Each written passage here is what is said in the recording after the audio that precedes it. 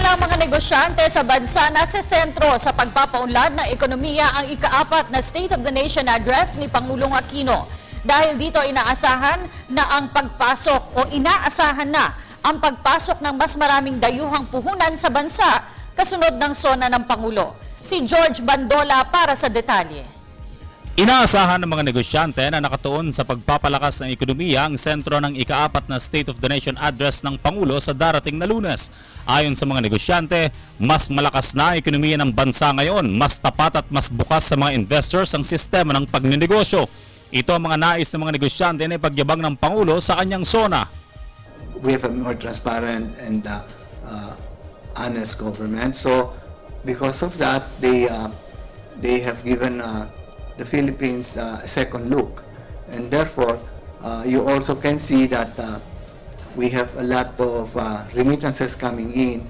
Our PPO export continues to grow. I'd like to hear anything that relates to encouraging investment, especially foreign direct investment. Things that probably would help would be discussion of the infrastructure, most especially which of the PPPs will really be pushed and will happen this year.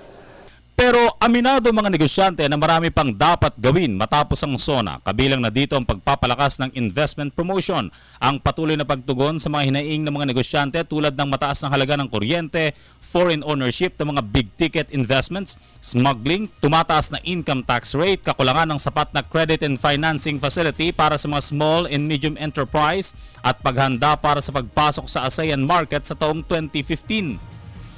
One of the things that I guess foreign investors are looking at also is a acceptable competition law, and I think we have to fast track that. The issue of power costs, the issue of smuggling, the antitrust law, the issue of the mining law. These are the main things that should be given serious consideration, and we should immediately take action on this. Gayunman, kumpiyansa ang mga negosyante na mapapanatili ng administrasyon ang angat na ekonomiya at may papamana ang mataas na tiwala sa mga foreign investors bago ito bumaba sa pwesto. Para sa Telebisyon ng Bayan, George Bandola.